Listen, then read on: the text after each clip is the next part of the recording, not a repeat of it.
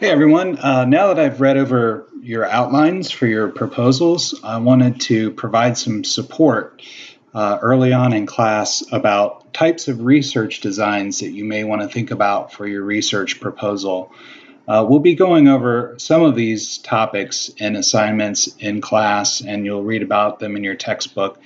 But I wanted to provide sort of my own spin on various research designs. And as a visual learner myself, I tend to like to have visual representations of designs. So hopefully this PowerPoint presentation will help you sort of wrap your head around various types of research designs and how they connect with the statistics that you've already studied. So a lot of the images in this presentation are taken from Trocham's socialresearchmethods.net, the research methods knowledge base. If you get a chance to head over to that website, he's got a lot of great information on various types of research designs, as more information than you'd ever want to supplement your textbook readings.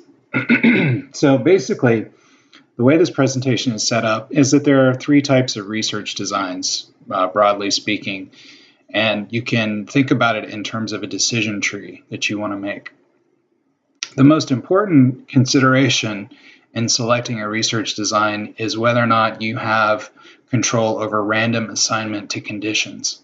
A lot of studies do not involve random assignment, and a lot of studies do involve random assignment, but a key feature of true experiments is that the participants that you select for your study are randomly assigned to various conditions, like a treatment condition or a control condition, or they're not assigned to a treatment condition and control condition.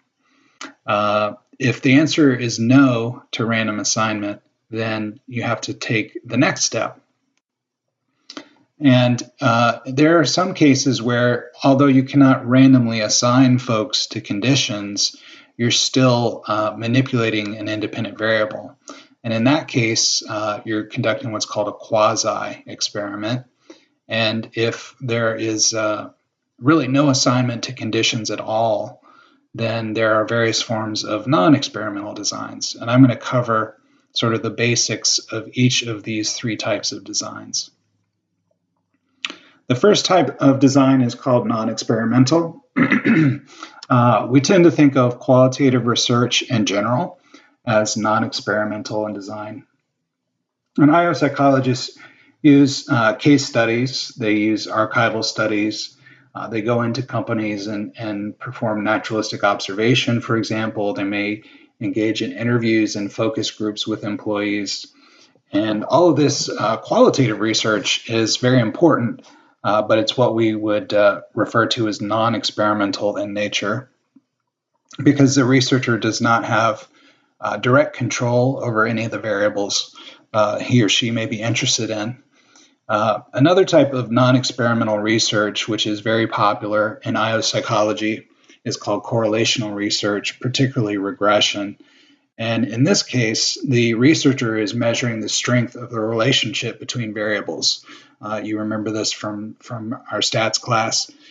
Basically, the idea in this case is that the researcher is just measuring two variables, for example, weight versus height.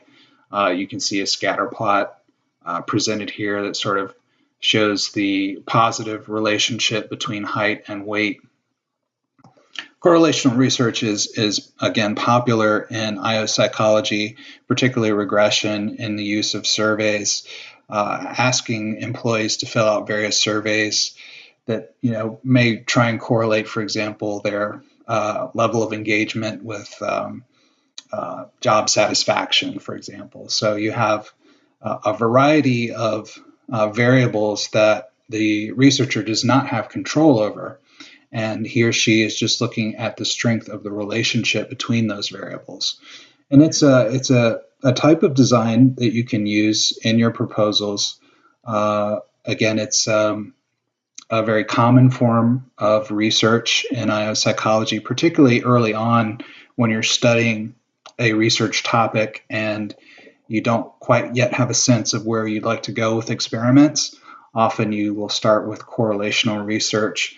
There are other cases where you simply cannot conduct experiments due to ethical constraints. So, for example, I can't randomly assign folks to smoke cigarettes or not to see who gets lung cancer. There's just some things that we cannot do in an experimental context because of ethical or feasibility constraints. And that's when correlational research comes into play. Now, there's some advantages and disadvantages to correlational research that you want to take into consideration when you're thinking about a research study. As I mentioned, we often use correlational studies, survey studies, when it's impossible to manipulate a variable. And another reason that we often use surveys is that we can go into an organization and study them naturally. Just go into an organization and not change anything or manipulate anything. We're just looking at the naturally occurring variables as they exist. The survey method, the correlational method, is also, relatively speaking, cheap and efficient. You can gather a lot of information from employees or participants in general. You can gather a lot of information very quickly. Usually it's very inexpensive. You can use online surveys, or the traditional snail mail surveys, but more and more organizations and IO psychologists who work for organizations conducting research are moving more and more to online surveys, which are very cheap and efficient. Of course, there are disadvantages to correlational research. They're very weak in terms of making cause and effect relationships.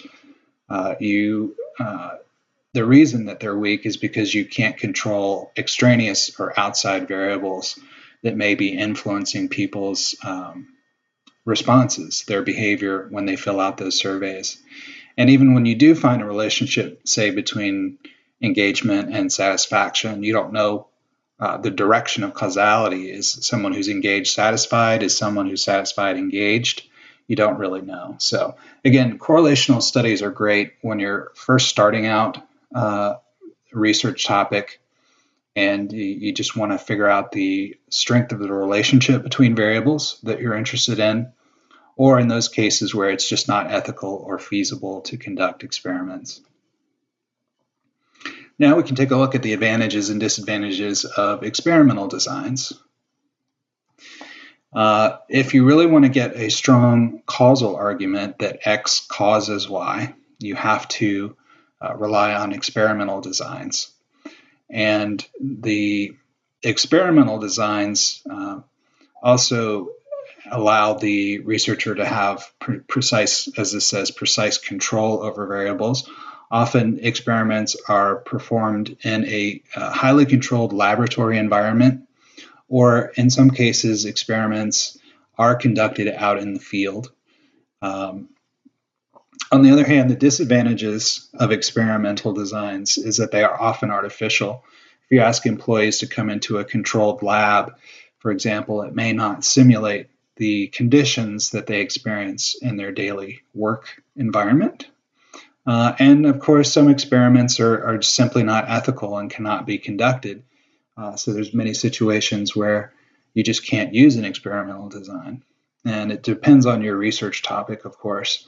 But the bottom line is that any research method that you select, be it qualitative or descriptive or correlational or experimental, it's going to have strengths and limitations. And that's just the nature of research. And often what IO psychologists will do is if they have a research topic they care about, they're interested in, they're studying, they'll use a variety of methods. They don't just do one study and that's it.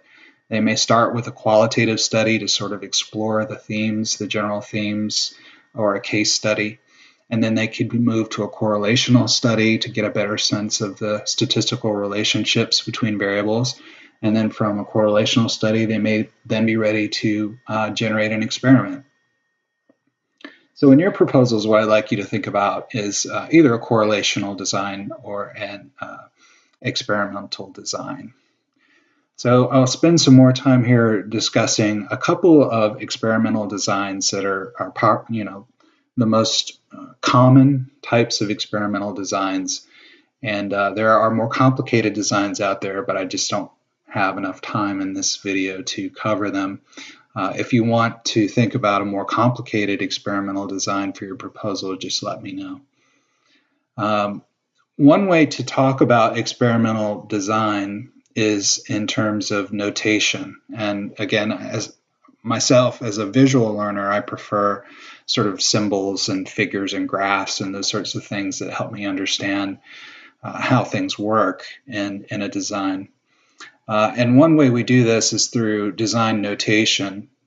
And what you're going to see here and all of the stuff going on here is that these symbols in here are going to represent various facets of the study. So the very first thing to take into consideration is this first column on the left. And what this represents here is that we have the R represents random assignment. And remember, that's required for an experiment. And since we have two R's here, that means we have two groups that are randomly assigned to conditions. Usually we're talking about a treatment group versus a control group. We often see the notation O, which is observation. This is how we're actually measuring a variable, for example, a dependent variable like job satisfaction, for example. We can ask employees that are randomly assigned to conditions to complete a job satisfaction survey.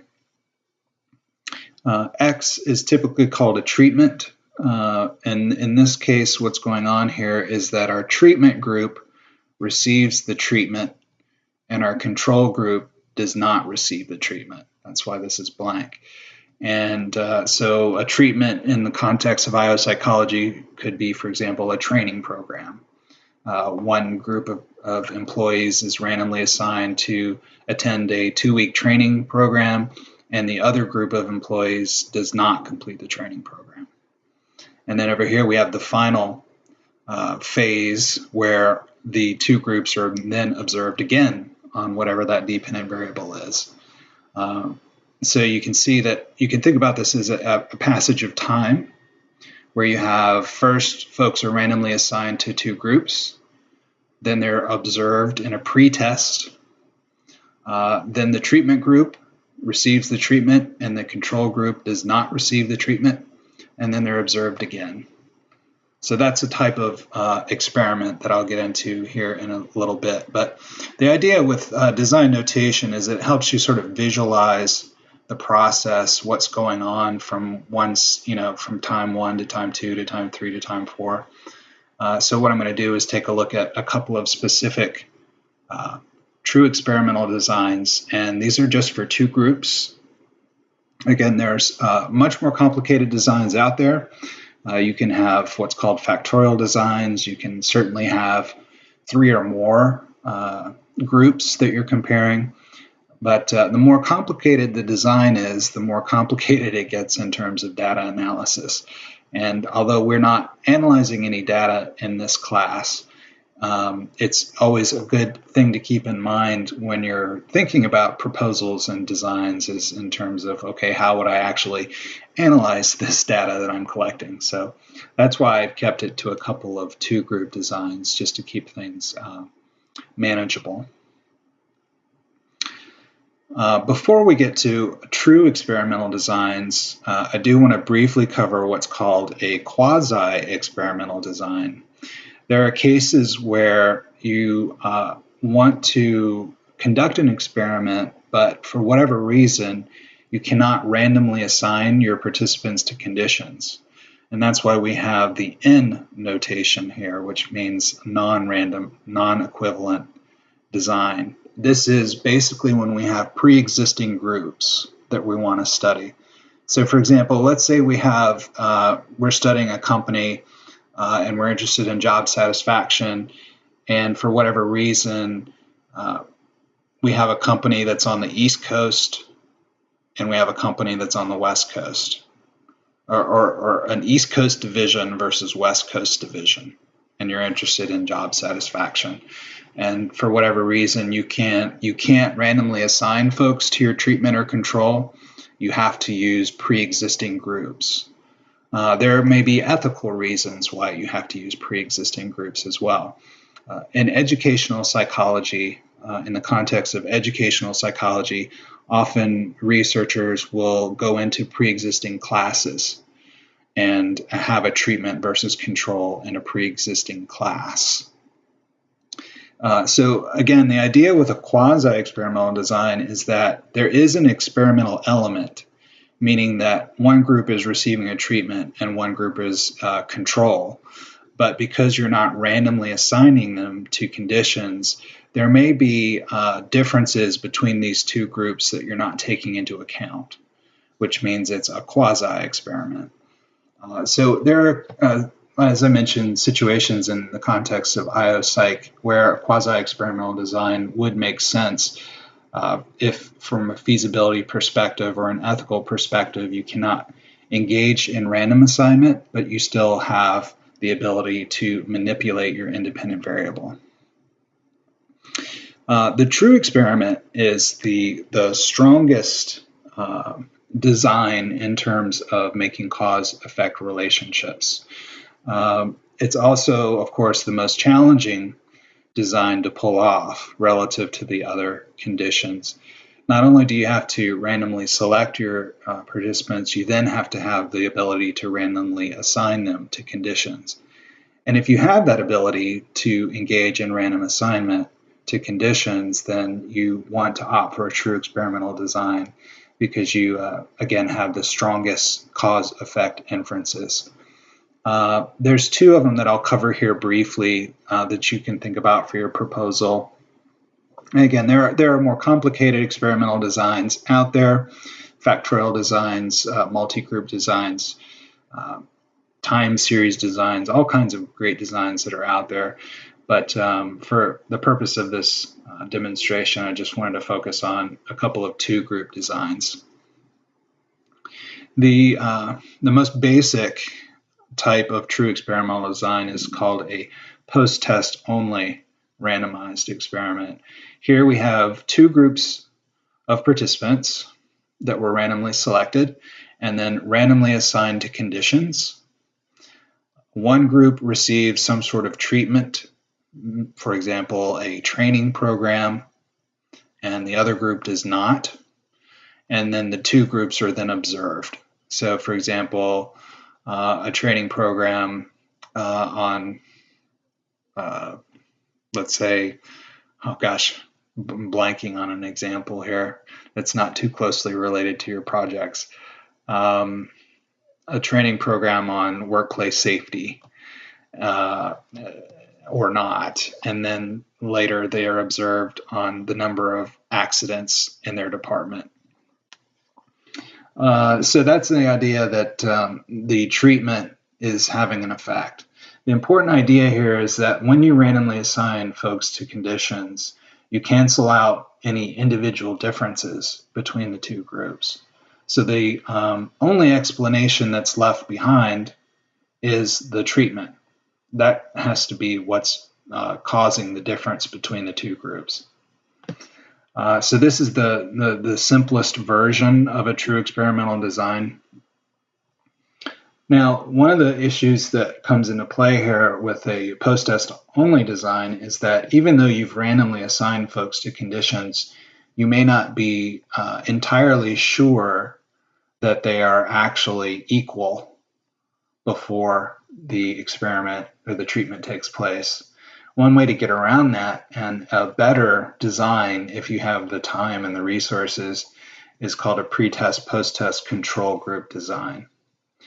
In this case, both groups are still randomly assigned to conditions, but before any treatment or control condition is applied, you measure them first. So for example, in the case of workplace safety, you would measure number of accidents in a given month, for example, prior to treatment, just to make sure that they are equal, that they are in fact equivalent before you start your study. And then you of course follow up with your treatment versus control and observe them again. So if you have the ability to include a pretest excuse me, in your design, it actually is a stronger causal argument than what you would get from a post-test only randomized experiment. So that's basically all I wanted to try and cover in this video, just to sort of give you a sense of the types of research designs that are appropriate for your proposals, particularly a correlational design, a quasi-experiment, or a true experiment. And hopefully this video will stimulate your thinking on how you could actually study your particular research topic. And again, thinking about not only the ethics and feasibility of your study, but also the strength of the causal arguments that you can make. So hope you find this video helpful. Please let me know if you have any questions about this video or about my feedback to your outline. I'm encouraging everyone in class, if you'd like to set up a teleconference to discuss your proposals moving forward. In Seminar 3, you're asked to find, I think it's 15 journal articles relevant to your proposal. And then you're sort of let loose to the way the course is set up. You're sort of on your own, so to speak, in terms of working through the proposal. But I want to provide as much support as possible between now and when your final proposals are due in Seminar 6. So thanks for watching this video. And again, please reach out to me if you have any questions.